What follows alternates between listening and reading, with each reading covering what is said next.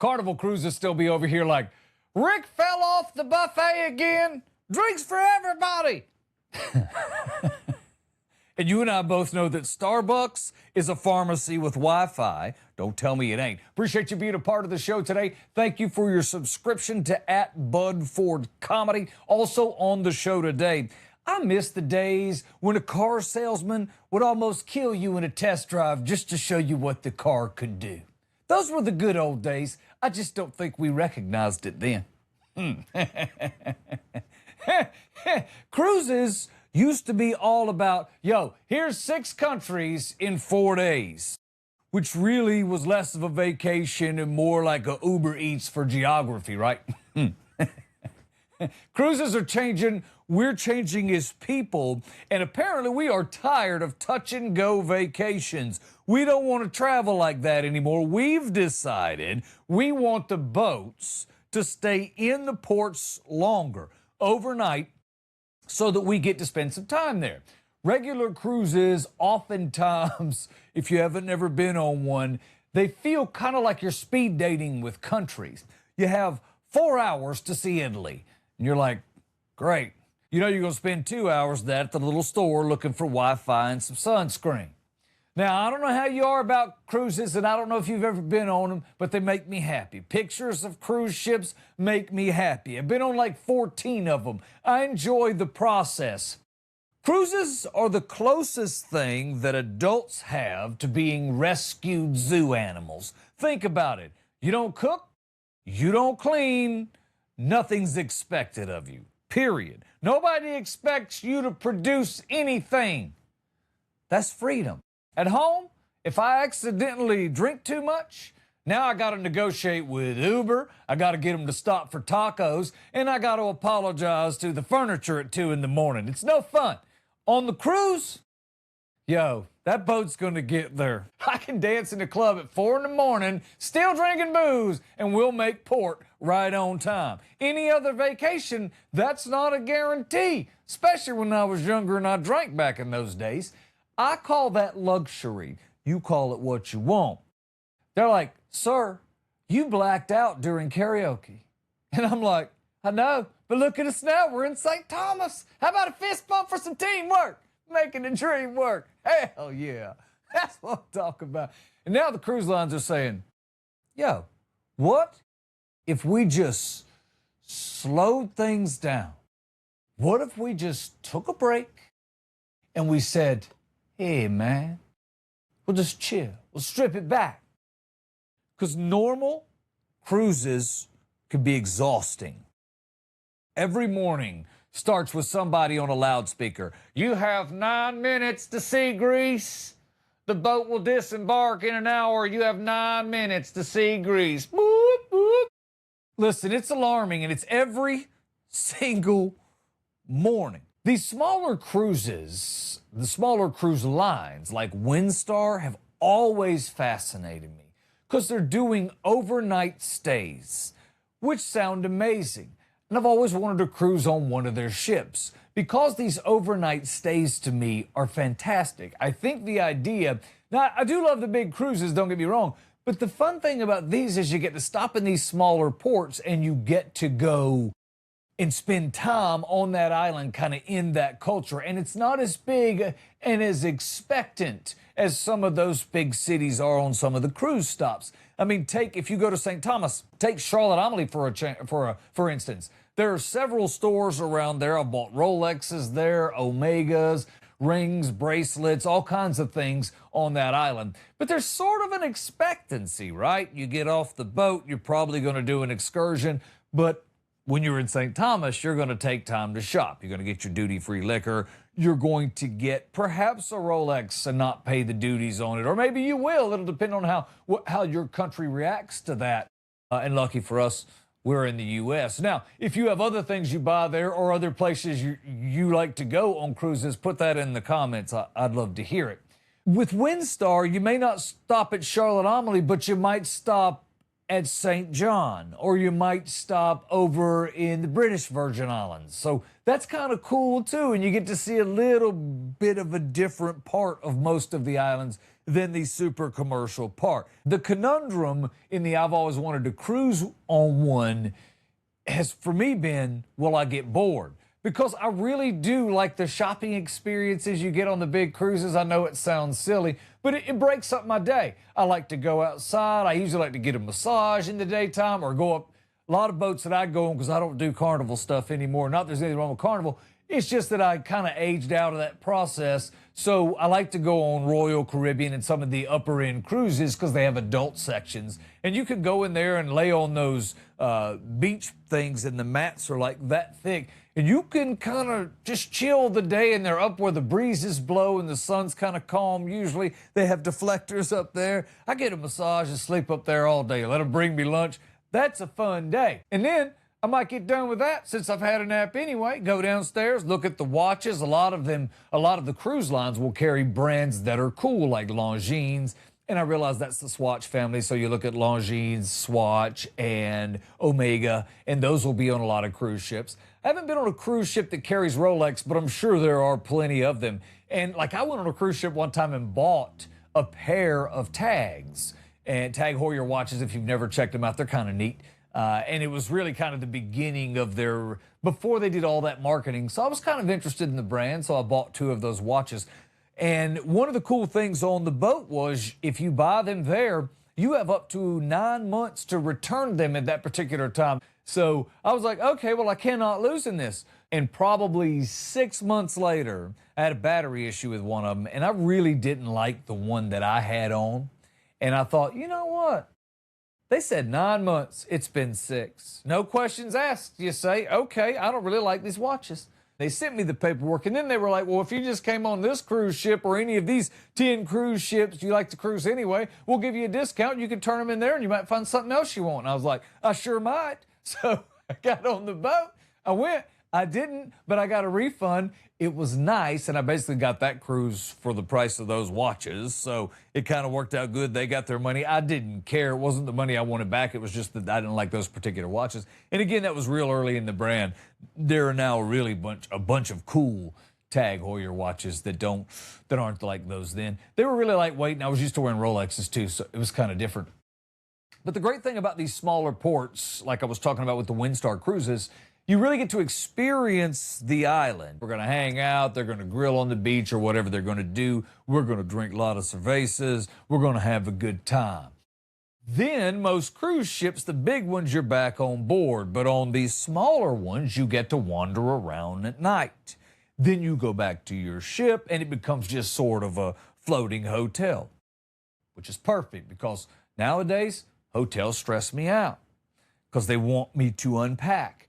I don't trust unpacking anymore. I don't trust hotels. So I'd rather just stay in my cabin because cruise cabins are my thing, right? They're like tiny little floating apartments on the water, and I own the ocean. I can leave my cell phone plugged in. I can beat my chest. Even though I can see 3 or 4 big cruise ships out there, I don't care. I own the ocean on this cruise ship. I am the water master. That's what I get to claim when I'm yelling out of my balcony, and hopefully no one hears me.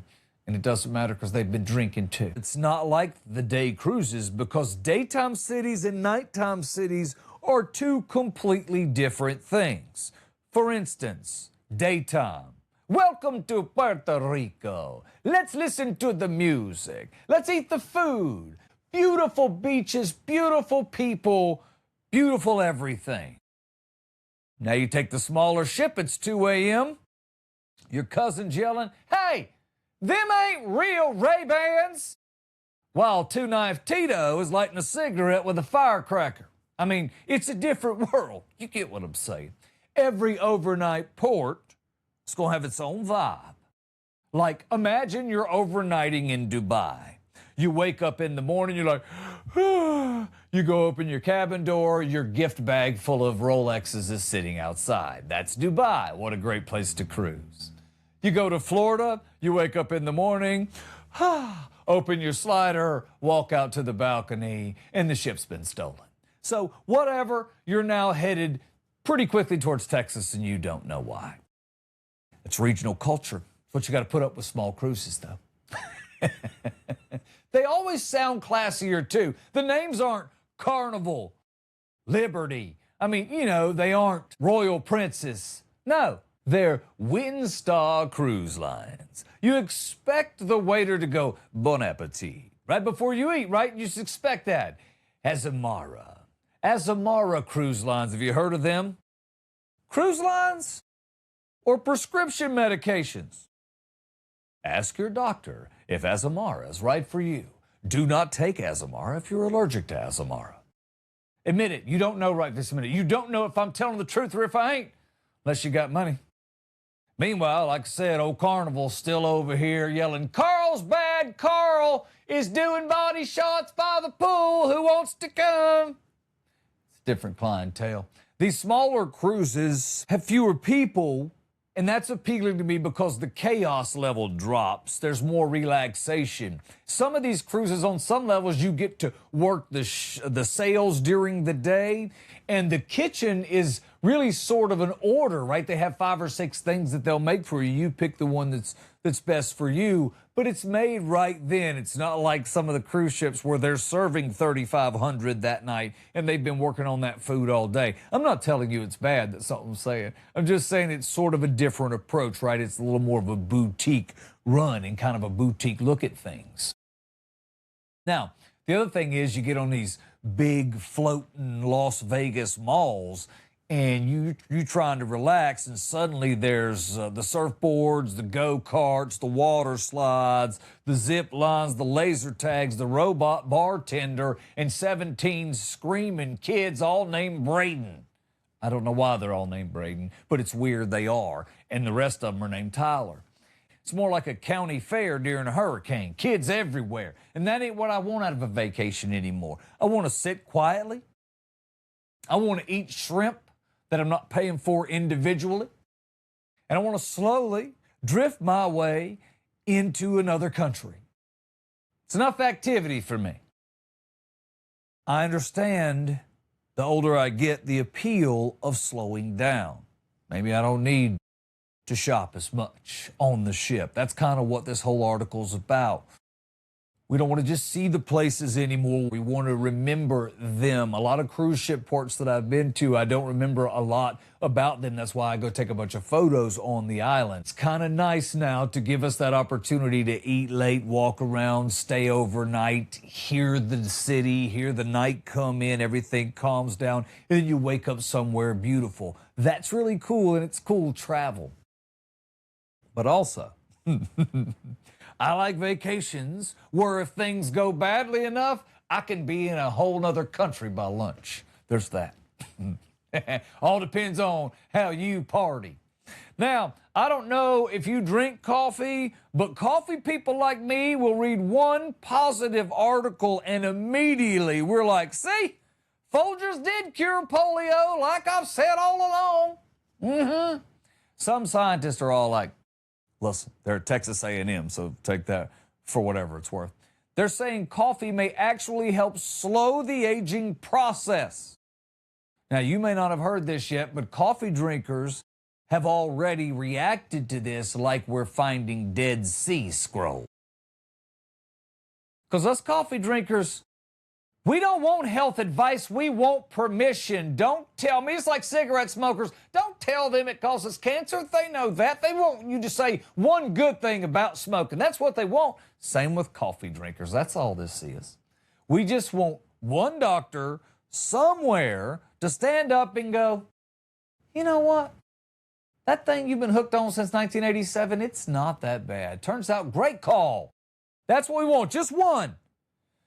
Because I'm not really an addict, but every coffee addict immediately gets emotional when we see that one article and they're like, told y'all this was medicine? The ones that ain't drinking it are fools. Utter fools, I say. And I'm all like, y'all need to calm down. You know medicine don't come in pumpkin spice flavor. You got to know that. Coffee activates something in us called NR4A1. Sounds more like science or a droid in a Star Wars movie. Help me, NR4A1. You're my only hope. NR4A1 can't help because That robot's juiced up on espresso and got the shakes. Done had 9 of them this morning. That robot's worthless. You know how to. Coffee has compounds that help us with stress response. And I didn't know this, but I continued on reading and found out that according to Newsweek and the scientists at Texas A&M, which you can trust, they say that the stress responses like inflammation, metabolism, and tissue repair are all aided by coffee, which is incredible. I got coffee this morning to deal with a nosy coworker. Article goes on to say there are all kind of compounds like caffeic acid, chlorogenic acid, ferulic acid. Every scientific ingredient always sounds terrifying, not just these. Nothing healthy has ever sounded safe, you know that. And when I say to you, it contains ferulic acid, you start thinking, should we evacuate the building now or should we wait? No, let's wait. These compounds fit into receptors that are already in your body and pre-wired. So one's the key, one's the lock. And the scientists say that's how they explain it, not me. I'm not smart enough to know. I didn't go to coffee college. Y'all probably don't know that my coffee came from a gas station this morning sitting right next to some beef jerky and windshield washer fluid. I'm not sure we're operating at the molecular level where I got my coffee, but I know where y'all are. Have you noticed, too, that coffee people are intense? Meanwhile, tea drinkers, no, they're all relaxed. They're balanced. They're peaceful. More zen. Coffee drinkers? We are one missed cup away from holding up a liquor store. Coffee people don't wake up naturally like some people. We reboot. Before coffee, I look like a haunted scarecrow trying to pay bills. 15 minutes after the caffeine hits me, I'm all like a TED Talk. Guys, have I got a deal for you? And this study's all like, coffee drinkers may actually age slower. So what I'm trying to tell you is the lady at Starbucks is now immortal and loud. She's been there since 1998. She's eternal. No one's taking her out. Scientists are all like, well, we're going to need to put a little more research into this. No, you don't. You're fine. America's already decided, stupid.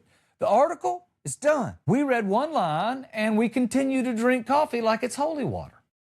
Folks out here treat a white chocolate mocha like physical therapy. One scientist said, I'm actually a tea drinker. And because coffee people don't trust tea drinkers. Tea drinkers always seem emotionally organized, and nobody likes that. Like I said earlier, coffee people are just trying to survive until noon. It's the real reason coffee helps with aging. You cannot visibly age if your nervous system never fully powers down. You heard it here first. Thank you. I'm here all week. You should try the veal.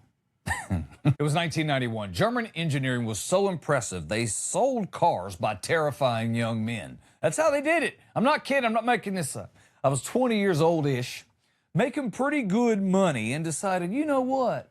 I deserve to have a nice car.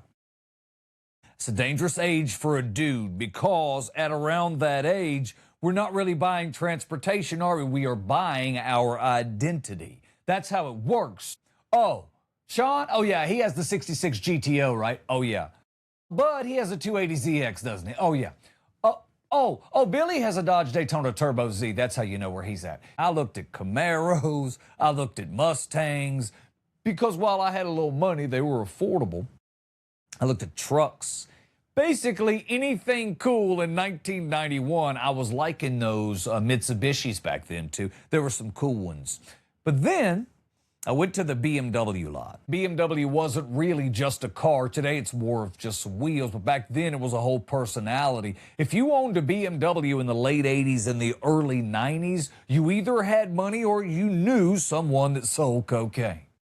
There was no middle-income BMW owners yet. That's not where we were. However, This 40-plus-year-old salesperson, she might have been 40, she might have been 35. I was 20, you understand what I'm saying? She was older. She was hotter than a $2 pistol. She was like, tell you what car you need. I explained to her what I was looking for. She said, I tell you what you need. Let's go over here and let me introduce you to this black BMW. Oh, it was fat. It was like she was introducing me to royalty. Then she goes, why don't I drive first? I want to show you how the car works. I was 20, man. She was hot. That sold half the vehicle. In 1991, if an attractive woman invited a 20-year-old man into a BMW for a demonstration, our brains stopped participating immediately. That's just a fact. So she says, we need to find some country roads, and we took off near a place called Hollywood, South Carolina, and she turned off. Which, by the way, don't hate on Hollywood. It sounds fake. They go hard for Halloween, not a little hard, real hard. Haunted houses, haunted hayrides, chainsaw guys jumping up out of trap doors when you're on a hayride. Like, that's messed up as chocolate cheese. These chainsaws running, bruh, it's too much. The whole town acts like Satan won a zoning dispute. It ain't right, but it's a cool place. So we're driving down this back road in this black BMW. She's driving like we just stole some kind of diplomatic secrets. I'm over here pretending to be calm. I'm in the passenger seat. I want you to understand this. She looked me in my face, which she shouldn't have done. She was driving so fast. She looked at me and she said, do you know what anti-lock brakes are? Now, I worked in the tire business. I understood brakes pretty good, but back then it was new technology, so kinda, sorta, but not really. I knew what it was supposed to do, but most of us were still driving trucks, and our brakes were more or less made out of oatmeal and prayer. If you slammed on the brakes in 1991, the vehicle just made a group decision, and you went along for the ride. You weren't really steering anymore. You were participating. She says, watch this. She drops the passenger's side tires off of the highway. It's a disaster off the shoulder. She slams on brakes at 80 miles an hour. I'm looking at an uneven road, grass, sand, alligators, everything is just in front of me. We're in the swampland. There's stuff everywhere, man. I don't want to be off the road like this. Doesn't make any sense. And I expected 1991 car behavior. Sliding, fishtailing, a brief meeting with Jesus. But no, this BMW stopped. Straight, controlled, perfect. No drama, no sliding, no panic. It looked to me like the hand of God just reached out and grabbed the trunk and said, boop, we good. I mean, it was over. I had never seen anything like it. I'm telling you, my truck at the time, if you hit the brakes too hard, you wound up doing circles into another zip code. That BMW stopped so smoothly, I swear I saw my future credit score appear in the windshield. And immediately at that moment, I understood German engineering. She let me drive it back. We drove really fast. We drove slow. We cranked the sunroof back. It was pretty sick. American cars back then weren't built like that. Our brakes really felt optimistic. At best, German cars felt prepared. American cars felt like you hopped in and sort of said, let's see what happens. German cars were like, listen, we have already planned for your mistakes. We're good. So, of course, I bought the car. Why wouldn't I have? Kidding me? I drove that car all over the place. Pickens Mountain is this great sort of turn, all these double backs, and then, of course, the Blue Ridge Parkway. I drove that car everywhere. German engineering is amazing. And a beautiful woman almost killed me professionally, and the car survived perfectly? Yeah. That's the greatest sales pitch in the history of automobiles. You couldn't tell me nothing after that. I became one of those BMW guys immediately. One hand on the wheel, aviator sunglasses for no reason, acting like I understood suspension geometry and those weird filters they use, those top-mounted filters with the gaskets. Man, nobody understands that. I didn't know nothing about engineering, but I had just survived a flirtatious near-death experience in imported luxury. That car changed me. It changed me on the molecular level, because once you drive something nice, you realize how terrible your old vehicle is. I got back in my truck and I thought, this feels agricultural. It was a mess. Now, since then, that was a low-end BMW. I'm not even trying to play like that was a high-end one, because it wasn't. But back then, normal people didn't have BMWs. That's not how life worked. So since then, I went on. I've always loved luxury cars, and I've found if you go back a couple of years on luxury cars, you get all the things you want. You just get it 4 years later. So I like to drive really nice and fun cars. It's one of the rare treats in life. Hey, thanks for your time today. I'm at Bud Ford Comedy. I appreciate your subscription, the comments, all of that. Thank you if you're on Spotify. Thank you for liking it there. Thank you on iHeart. Thank you on Apple. Thank you for listening and checking out the podcast. Thanks for all those downloads. We're going to cross 1,000 this week, and we'll just keep trucking to 2,000 downloads. That's sick. Thank you.